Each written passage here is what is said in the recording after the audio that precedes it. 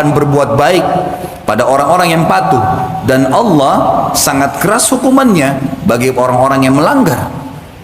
Jangan pernah berpikir kalau saya berbuat dosa, membuat rekayasa data misalnya, atau mencuri, atau menipu, atau apa saja yang akhirnya menjadi sumber pendapatan haram, tidak ada yang tahu, maka tidak akan ada hukumannya. Allah menyelimuti, tanda kutip teman-teman sekalian, perbuatan-perbuatan salah hambanya dengan peringatan-peringatan. Mungkin ada pencuri, pada saat pencuri di hari pertama tidak terbongkar kedoknya, tapi Allah akan buat dia ketakutan, Allah akan buat dia menyesal, ada kekhawatiran, bahkan pada saat dia selamat dia berharap tidak mengulangi lagi sebenarnya.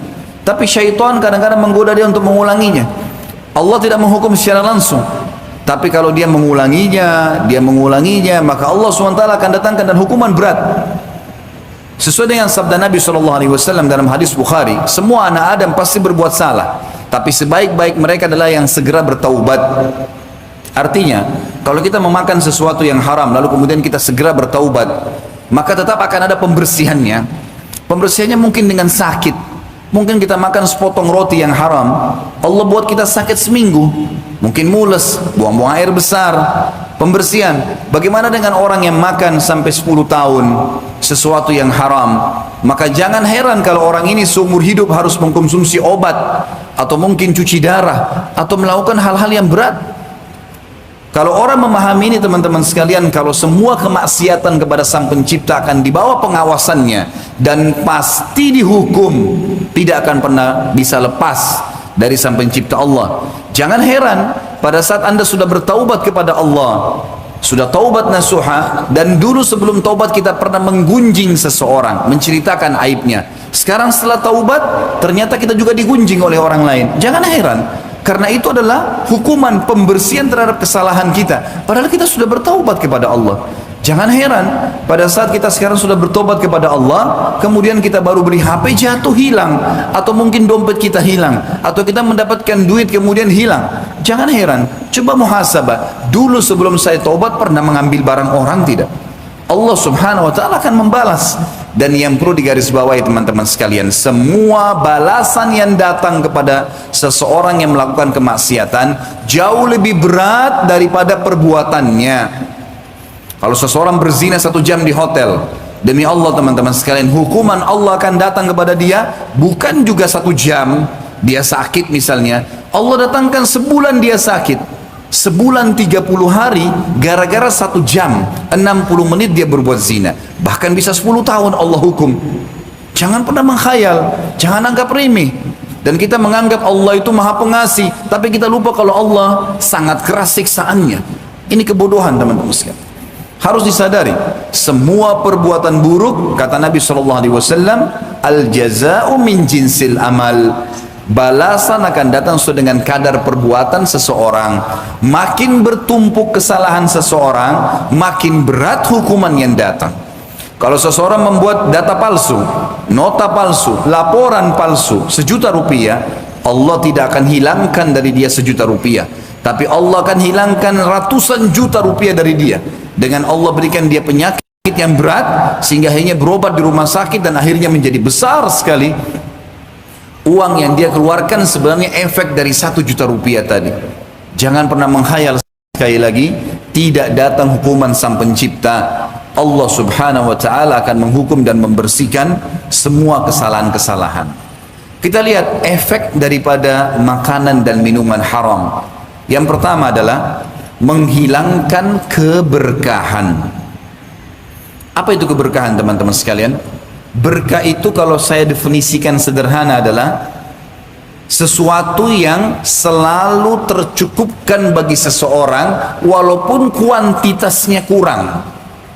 Sekali lagi, sesuatu yang selalu tercukupkan bagi seseorang walaupun kuantitasnya kurang.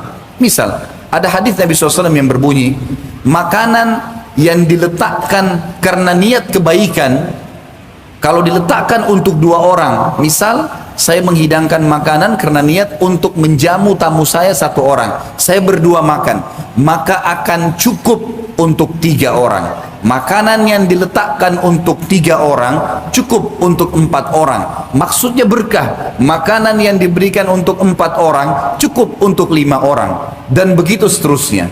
Padahal makanan lebih sedikit. Mungkin seseorang teman-teman sekalian punya gaji 1 juta rupiah sebulan, tapi Masya Allah tinggal bersama dia di bawah naungannya istrinya, 3 anaknya, mungkin mertuanya numpang, cukup. Ada orang punya pendapatan mungkin 30 juta, 50 juta per bulan, tapi gak pernah cukup, selalu saja bermasalah dalam hidupnya. Permasalahannya adalah bagaimana seseorang mencari keberkahannya. Bagaimana agar sesuatu yang halal itu akan mendatangkan yang berkah, dan sesuatu yang haram mengangkat keberkahannya. Sebesar apapun dana yang kita miliki teman-teman, banyak orang hanya bangga dengan print buku banknya, sekian miliar, sekian ratus juta, tapi dia tidak sadar ini sebenarnya makin membengkakkan hukuman yang akan datang dari Sang Pencipta kepada dia. Apa yang kita ingin banggakan dengan jumlah yang sekian banyak, tapi tidak ada berkahnya? Uang yang dicuri teman-teman sekalian, uang yang dikorupsikan, uang yang direkayasakan datanya sehingga mendatangkan di rekening kita sekian banyak, demi Allah hanya akan jadi permasalahan dalam hidup kita. Tidak ada manfaatnya. Maka kita pun akan keluarkan pada tempat-tempat yang tidak ada sama sekali manfaatnya. Allah berfirman, misal contoh, salah satu sumber yang haram yang kita lihat sekarang memang di Indonesia ini sudah merata di masyarakat, dan kita seakan-akan subhanallah sudah kena dengan hadis baginda Nabi SAW, akan tiba satu zaman nanti di mana tidak ada satupun umatku yang bisa luput dari riba. Masalah riba misalnya, bukankah sekarang teman-teman sekalian sampai pada tingkat apapun dicicil dan berbunga? Bukankah orang kalau mau beli baju, orang kalau mau beli elektronik, orang kalau mau beli kendaraan, orang kalau mau beli rumah, semuanya dihubungkan dengan masalah riba. Dan ini berbahaya sekali. Riba ini bukan hanya sekedar sesuatu dosa yang seperti zina yang dasarnya besar misalnya. Tapi apa kata Nabi SAW dalam hadis yang sahih riwayat Imam Ahmad? 1 dirham riba lebih berat daripada 36 kali berzina. Bayangkan kalau kita berzina, naudzubillah, sekali, sudah berat hukumannya, sudah cukup Allah datangkan penyakit kelamin untuk dia sebenarnya, sudah cukup Allah akan coba dengan bangkrutnya usahanya, ribut dengan istrinya dan suaminya, anaknya jadi sakit dan beragam macam cobaan akan datang. Bagaimana kalau seandainya 36 kali berzina, padahal 1 dirham, 1.000 rupiah riba. Baik teman-teman sekalian, masih pakai kartu kredit sekarang, memaksakan diri untuk pakai, apa itu? Dipaksakan untuk menyicil sesuatu. 0% kok Ustaz? Baik 0%. Taib, kalau seandainya Anda terlambat 1 hari saja, bukankah kena bunga 50 rupiah, 50 ribu rupiah? 50 ribu bisa saya jangkau, gaji saya 3 juta, benar. Tapi 50 ribu rupiah, kalau kita hubungkan dengan hadis tadi, lebih berat daripada 36 kali berzina. Untuk apa? Kenapa harus paksakan diri melampaui kapasitas? Kenapa kalau tetap pakai kendaraan yang lama dulu sampai dikumpulkan dana supaya kita bisa beli yang cash? Kenapa kita tidak sabar teman-teman sekalian? Toh perangkat di tubuh kita masih aman, matanya masih sehat, telinganya masih sehat, kulitnya masih bagus, kakinya masih bagus. Kenapa harus paksakan diri? Sementara memang riba, sebagaimana tadi qari kita membaca ayat Al-Quran yang luar biasa. Allah mengatakan, ya ayyuhalladzina amanu la ta'kulur riba adha'afan mudha'afah. Hai orang-orang yang beriman, jangan kalian makan riba bertumpuk-tumpuk, berulang-ulang. Apa makna kalimat ini? Kata sebagian ulama tafsir, yang dimaksud adalah riba itu akan selalu mengikat seseorang, tidak bisa lepas. Makanya setiap cicilannya berjalan berapa bulan ditawarkan lagi yang lain, digoda lagi sama syaitan dengan yang lain. Minimal harus ada yang nyantol. Dan 1 dirham riba lebih berat daripada berzina, 36 kali berzina. Allah berfirman dan mengingatkan kepada kita, menjelaskan tentang solusinya. Lalu apa yang saya harus lakukan Ustaz? Jawabannya Allah yang berfirman dan kekal sampai hari kiamat ditelawakan, surah Al-Baqarah 276. Dan bagi teman-teman yang masih terikat dengan riba, baca Al-Baqarah 2 ayat ini, 275 sama 276. Tapi saksi bahasan di sini 276-nya. Kata Allah Subhanahu wa taala, "A'udzubillahi minasyaitonir rajim, yamhaqullahu riba wa yurbis shadaqat." Allah pasti memusnahkan riba dan menyuburkan sedekah. Apa maksudnya memusnahkan riba? Kata para ulama tafsir, yang dimaksud musnah hartanya, hasil riba itu tidak akan bermanfaat buat dia, selalu bermasalah. Beli elektronik akan selalu bermasalah buat dia, beli rumah dari riba akan selalu tidak tenang di dalamnya, terjadi pertengkaran-pertengkaran. Makanan minuman yang didapatkan dari hasil bunga riba atau dari riba itu juga akan mendatangkan penyakit-penyakit dan seterusnya. Memusnahkan harta itu dan memusnahkan bagi pemakannya. Sesuai dengan hadis Nabi SAW, Allah melaknat pelaku riba, penulisnya, saksinya, semua kena. Maka harus hati-hati. Dan Allah menyuburkan sedekah. Bagaimana mempertemukan teman-teman sekalian antara riba dengan sedekah? Bagaimana kita mempertemukan antara riba yang orang transaksi jual beli bertambah berbunga dengan sedekah? Sedekah seakan-akan kita tidak dapat apa-apa. Para ulama tafsir mengatakan yang dimaksud adalah kalau seseorang mau diluaskan rezekinya dan dia tidak akan perlu bergantung pada riba dan hutang, maka dia harus rajin bersedekah. Makin besar dia keluarkan sedekah, maka minimal balasannya 10 kali lipat. Sebagaimana Allah berfirman dalam Al-Quran, dan kita sebagai orang beriman yakin dengan firman Allah. A'udzubillahi minasyaitonir rajim. Man jaa bil hasanati falahu asyru adhafiha. Al-ayat. Siapa yang melakukan satu kebaikan termasuk sedekah di dalamnya, maka Allah akan datangkan 10 kali lipat. Sebenarnya kita kalau sedekah 5.000 rupiah, 50.000 rupiah, 100.000 rupiah, 1 juta rupiah, atau makin besar maka makin bagus. Pada saat itu sudah ada jaminan dari Allah, kita akan dapat secara investasi dengan Sang Pencipta Allah 10 kali lipatnya. 50.000 akan 500.000, 5 juta akan 50 juta. Ini janji, nggak mungkin salah. Allah nggak mungkin salah. Innallaha la yukhliful mi'ad. Allah nggak akan pungkiri janjinya. Wa man asdaqu minallahi qila. Dan siapa yang lebih jujur daripada Allah dalam perkataan? Nggak ada yang salah. Bahkan ada hadis Bukhari, hadis qudsi, Allah berfirman, Nabi SAW mengatakan, Allah berfirman, seluruh amal ibadah anak Adam ditentukan kadar pahalanya 10 sampai 700 kali lipat. Orang yang rajin sedekah mustahil miskin dan mustahil akan membuka pintu utang, otomatis akan selamat dari riba. Karena masalahnya orang kalau riba pasti berhubungan dengan hutang. Dan ini akan berbahaya, memusnahkan hartanya, memusnahkan dirinya. Coba sekarang balik teman-teman sekalian. Saya cuma punya uang 10.000, saya juga mau makan, berbagilah dengan orang-orang miskin di pinggir jalan sana, walaupun cuma sepertiganya. Di dalam sebuah hadis Bukhari disebutkan, ada 2 orang dari Bani Israel dulu. Dua-duanya orang saleh, beribadah, sahabat dekat. Dua-dua punya kebun bersebelahan. Lalu Nabi SAW mengatakan, pemilik kebun yang pertama, sambil menunggu hujan dari langit karena musim kemarau dan tidak ada hujan, dia melihat ada awan yang lewat di atas kebunnya. Lalu dia mendengarkan dari awan tersebut suara yang berbunyi, turunkanlah hujan di kebunnya fulan, nama temannya di sebelah.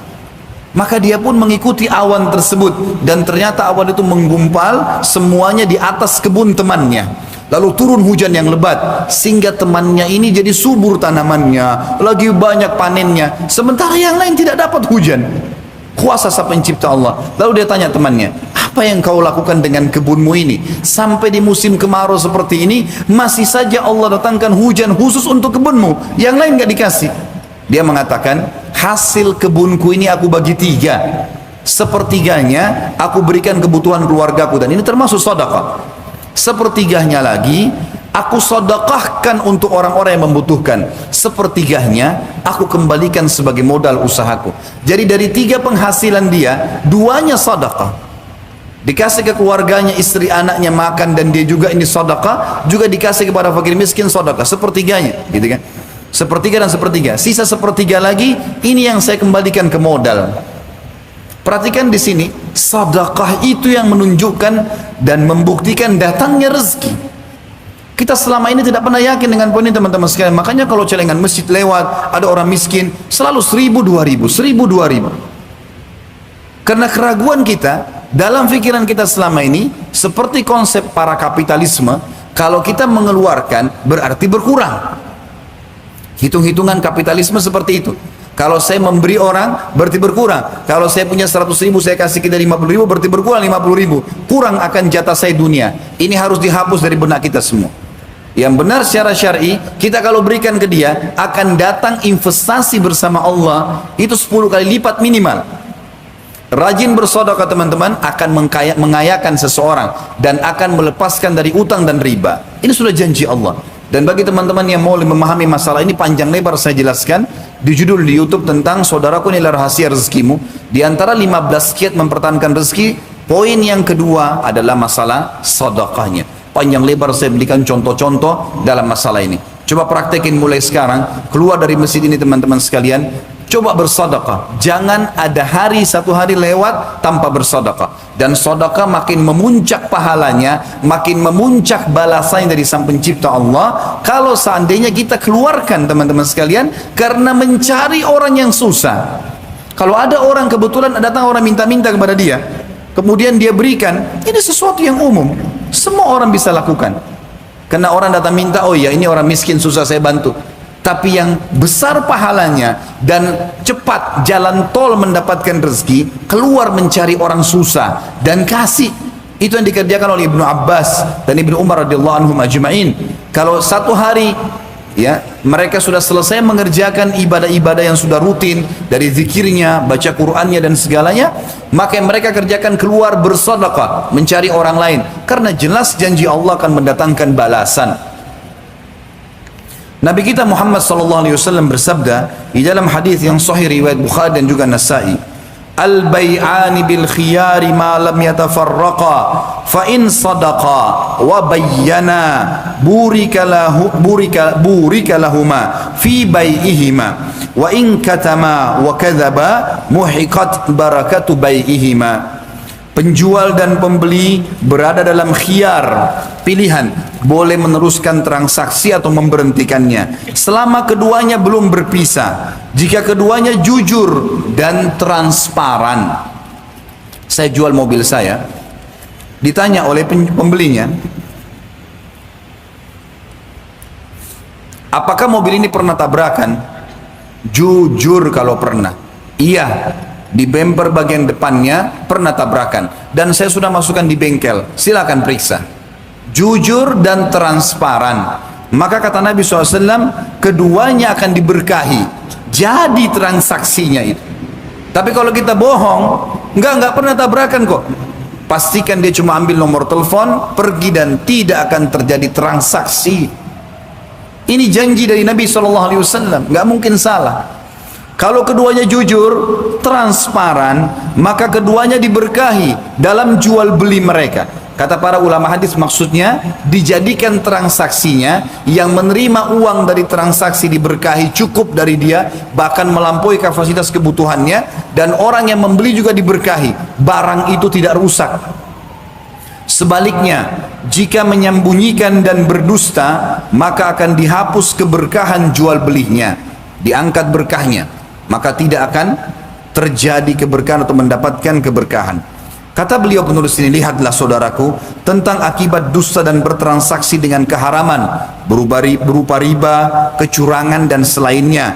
Sesungguhnya itu menghilangkan keberkahan. Siapa yang melakukan kecurangan dan menyembunyikan cacat barang karena menginginkan keuntungan yang lebih, maka ia dihukum dengan kebalikan tujuannya, yaitu hilang keberkahan harta yang diambilnya. Meskipun bertambah secara kuantitas, tapi tidak ada keberkahan di dalamnya, atau ia didera musibah, petaka, penyakit, atau sesuatu peristiwa, lalu ia membelanjakan harta tersebut untuk mengatasi musibah yang menimpahnya. Namun jika ia jujur dan menjelaskan cacat barang serta tulus kepada saudaranya sesama muslim, maka harga barang itu menjadi sedikit, tapi Allah Ta'ala memberkahi harta tersebut. Banyak orang pada masa sekarang mengeluhkan sedikitnya keberkahan harta, padahal hartanya sangat banyak.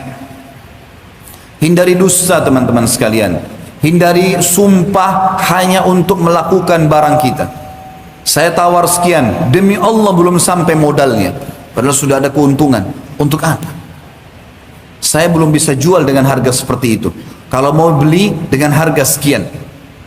Bahkan Nabi SAW memastikan orang yang memudahkan transaksinya, samhan idza ba' wa samhan idza ishtara, dia selalu meringankan. Sudahlah, sudah berkah, yang penting ada keuntungannya, saya jual.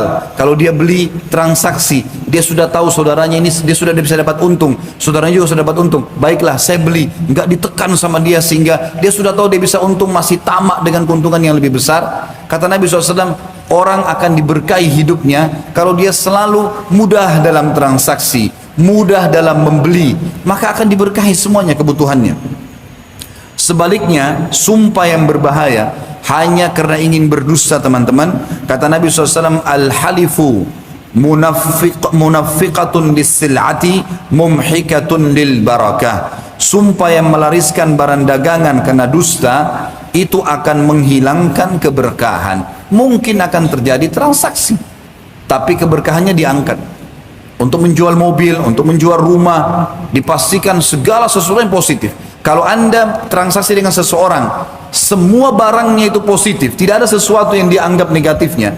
Bahkan pada saat kita tanya, kira-kira negatifnya produk ini apa? Kalau saya beli mobil ini, apa kekurangannya? Enggak ada kekurangannya, semua bagus. Mustahil. Bagaimana caranya? Walaupun mobil baru, oh iya, kekurangannya kadang-kadang mesinnya mudah panas, AC-nya kadang-kadang seperti ini, atau apalah, tapi punya kelebihan yang seperti ini. Jujur apa adanya, Allah akan berkahi. Tapi kalau seseorang selalu kita transaksi tidak ada aibnya, bahkan rumah yang tua, bahkan juga mungkin kendaraan yang sudah sangat tua, dia masih mengatakan tidak bagus, tidak pernah begini dan tidak pernah begitu, mungkin sudah bersekian kali mogok misalnya, maka tidak akan diberkahi, saudaraku. Bersumpah, yaitu bersumpah atas jual beli, dan ini tidak boleh, haram dalam agama. Memang dapat melariskan barang dagangan, yaitu terjual dengan harga yang banyak, tapi tidak ada keberkahan pada harta ini. Lalu apa gunanya? Banyak pebisnis pada zaman sekarang mengalami kebangkrutan dan hutang. Hutang mereka menumpuk tidak lain karena disebabkan muamalah yang diharamkan, terutama masalah riba. Semoga Allah melindungi kita darinya dan dari segala keharaman. Ini poin yang pertama, masalah hilangnya berkah. Yang kedua, efek daripada makanan dan minuman yang haram, doa tidak terkabulkan. Apa itu doa, saudara? Doa itu seperti gini rasionalnya. Kalau Anda kerja di kantor, kemudian kita ingin melobi kepada atasan kita agar gaji dinaikkan, agar kesalahan dimaafkan. Kita menggunakan sebuah fasilitas, tulisan atau lisan, disampaikan kepada atasan tadi supaya bisa permasalahan kita, gaji dinaikkan, clear, atau jabatan dinaikkan, atau bahkan mungkin kesalahan kita dimaafkan. Tulisan dan lisan ini kalau dalam agama kita itu namanya doa. Maksudnya bagaimana seseorang menyampaikan kepada Sang Pencipta Allah, kalau ini kesalahan saya, Allah maafkan. Saya butuh ini, ya Allah berikan. Saya butuh tambahan, berkahi, dan seterusnya. Doa, penyampaian sesuatu hajat bukan kepada atasan, teman-teman, yang atau kepada wali kota, atau kepada gubernur, atau kepada presiden atau raja, hanya kadang-kadang untuk memenuhi satu hajat dunia. Sang Pencipta Allah bisa mengalirkan, yang mengalirkan darah di urat-urat saraf kita, yang mengisi sumsum dalam tulang-tulang kita, yang membuat otak kita bisa berfungsi dan kita bisa berpikir, yang mengatur segala sistem pencernaan yang rumit dalam tubuh kita, menciptakan semua jenis pohon-pohonan, hewan-hewan, manusia, segala macam hal. Kita sedang minta kepadanya. Jangan anggap remeh doa itu, seakan-akan sesuatu yang tidak penting. Kapan saya perlu saya ucapkan? Tidak, saudara. Sang Pencipta bahkan mengikat orang-orang beriman dengan doa. Ada yang sifatnya dia harus baca, ada yang memang kalau dia punya hajat dia sampaikan. Seperti misalnya kita tahu ada doa mau makan, doa habis makan, doa mau tidur, doa bangun tidur, doa pakai baju, doa lepaskan baju, doa masuk rumah, doa keluar rumah, masuk kamar mandi, keluar kamar mandi, mau berhubungan biologis. Banyak sekali doa yang disampaikan. Ada doa-doa yang kita punya hajat tambahan plus, kita ingin sampaikan kepada Sang Pencipta Allah Subhanahu wa taala.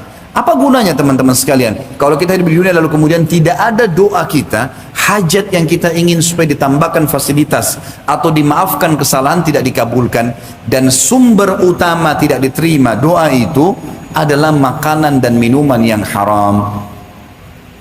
Saya lihat teman-teman di belakang kayaknya sudah penuh, silakan merapat teman-teman, tolong merapat, berikan kesempatan yang baru datang.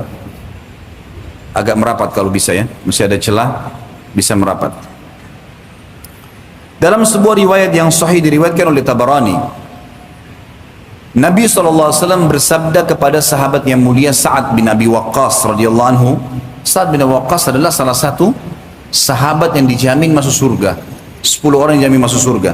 Apa kata Nabi SAW? Ya Sa'ad, atib mat'amak takun mustajabat da'wah. Wahai Sa'ad, perbaikilah makananmu, sumbernya, jenisnya. Perbaiki makanan dan minumanmu, niscaya doamu terkabul. Jadi kalau ada jelas ini makna lawannya hadis ini, kalau ada orang yang bilang, Ustaz saya sudah bertahun-tahun berdoa belum dikabulkan, salah satunya perhatikan, makanan dan minumanmu sudah halal atau enggak? Dan ingat, tidak butuh seorang mukmin dengan yang haram, teman-teman sekalian. Kita tidak butuh sama sekali. Kenapa? Karena sesuatu yang haram sifatnya lebih sedikit daripada sesuatu yang halal.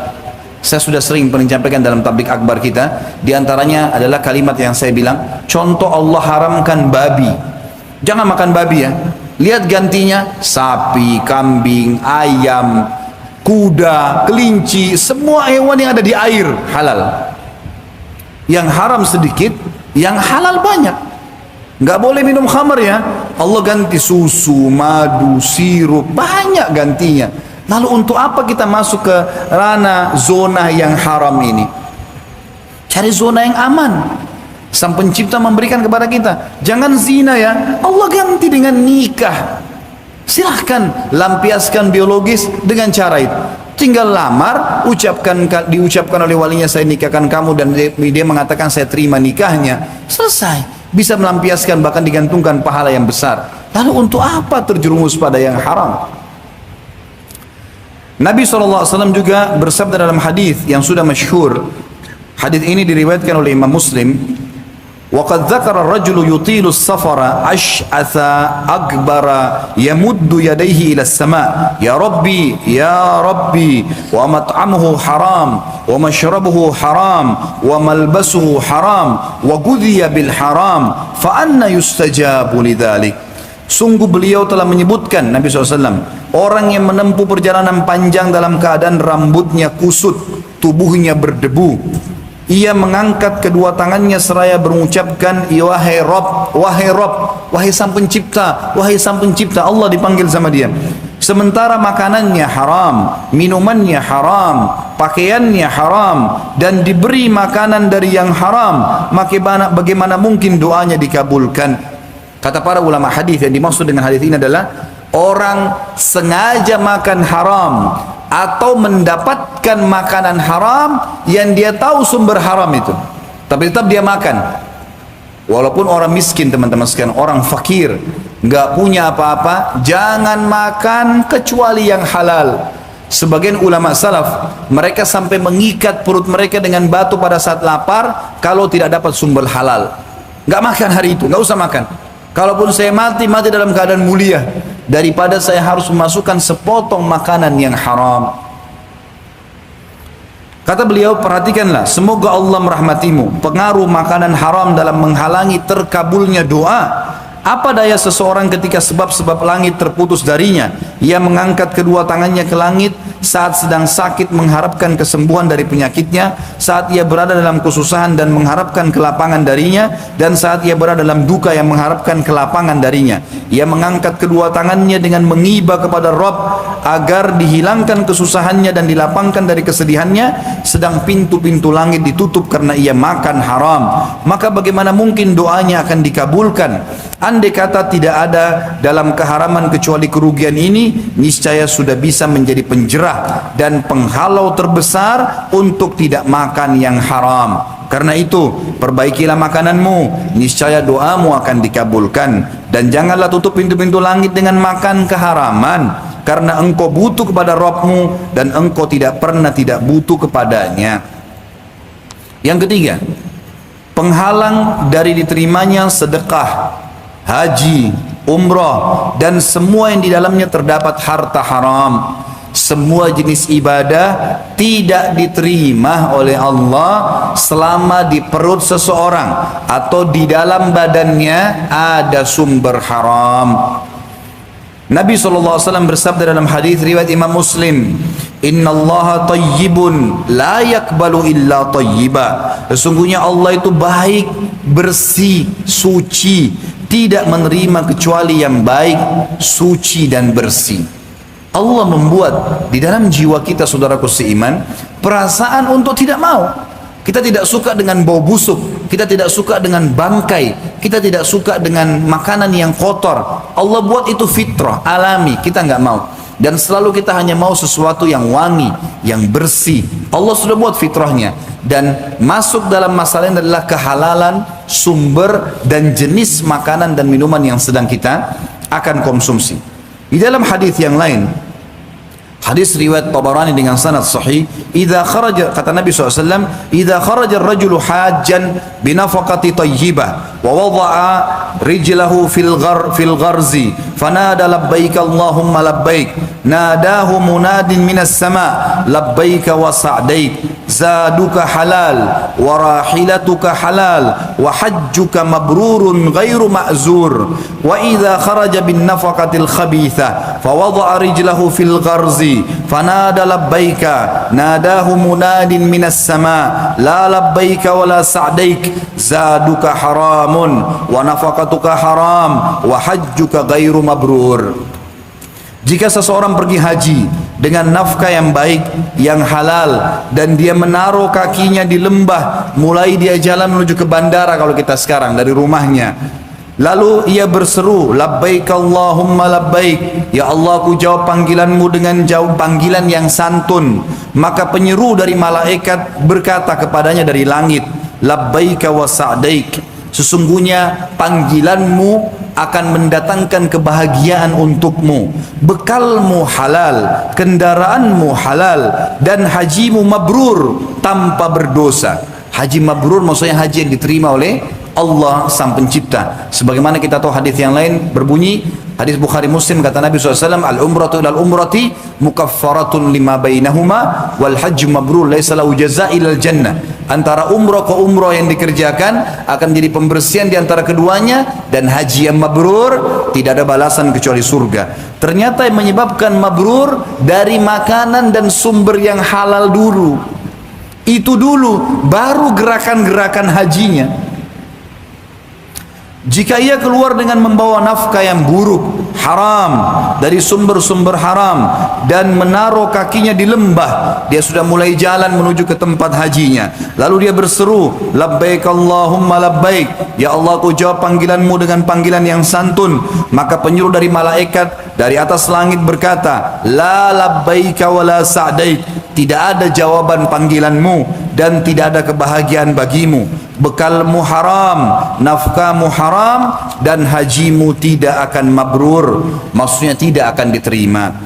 Di dalam hadis yang lain riwayat Ahmad, dan ini hadis juga disahihkan oleh Imam Ahmad sendiri, dan juga masih ada pendapat para ulama tentang masalah riwayat hadis ini, tapi Imam Ahmad mensahihkannya. Dalam Musnad disebutkan, la yaktasibu abdun malan min haramin fayunfiqa minhu fayubarakallahu fi wa la yatasaddaqu fihi fayuqbalu min wa la yatruku khalfa dhahrihi illa kana zadahu ila an-nar. Inna Allah azza wa jalla yamhu as-sayyi'a bis-sayyi'i walakin yamhu as-sayyi'a bil hasan. Innal khabitha la yamhul khabith. Tidaklah seorang hamba mencari harta dari keharaman lalu menafkahkannya dengan diberi keberkahan. Nggak ada orang dari hasil korupsi, dari hasil curian, rekayasa data, kemudian dia diberkah, itu mustahil. Dan tidaklah menyedekahkan, dia kasih ke orang lain, kasih ke istri anaknya, kasih ke teman-temannya, kasih ke orang tuanya, lalu diterima sedekahnya. Nggak ada diterima itu.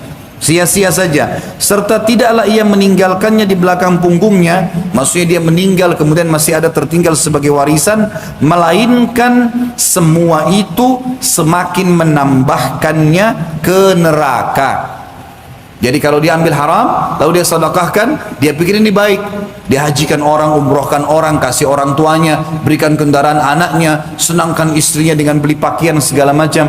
Ini hanya akan menambah hukumannya di neraka, walaupun dia menganggapnya sebagai sedekah. Sesungguhnya Allah tidak akan menghapus keburukan dengan keburukan, tapi menghapus keburukan dengan kebaikan. Artinya kalau orang berbuat haram berhenti, taubat, ganti dengan sumber yang halal. Sesungguhnya keburukan itu tidak akan menghapus keburukan. Kata beliau di sini, anehnya sebagian orang tidak berhati-hati dalam muamalah yang diharamkan. Di samping itu mereka menyedekahkan dan menyumbangkan dalam aspek-aspek kebajikan berupa membangun masjid dan selainnya, berhaji dan berumrah, serta menyangka bahwa itu akan diterima dari mereka dan bahwa sedekah-sedekah ini akan menghapus keburukan makan haram.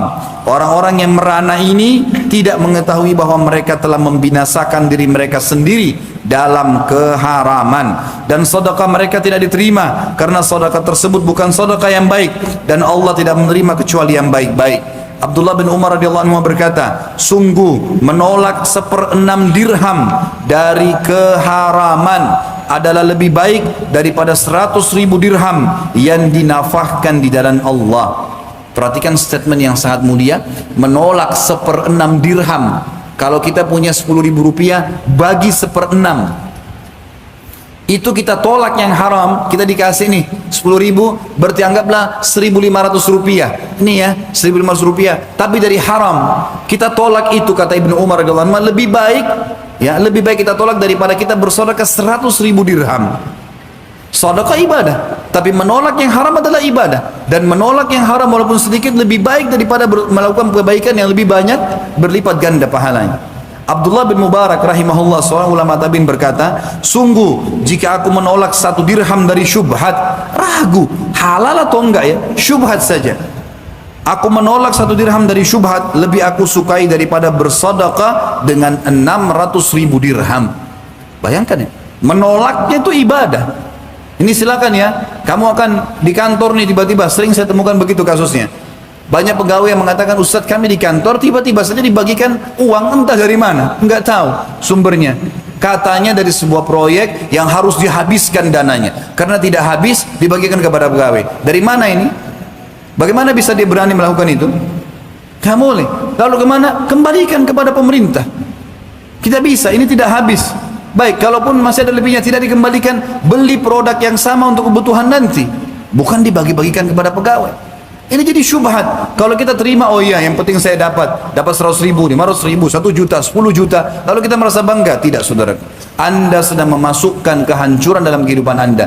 Bisa saja karena itu, ya, sumber-sumber halal yang lain jadi terganggu gara-gara itu. Ini harus diperhatikan, jangan campur baurkan antara keburukan dengan kebaikan.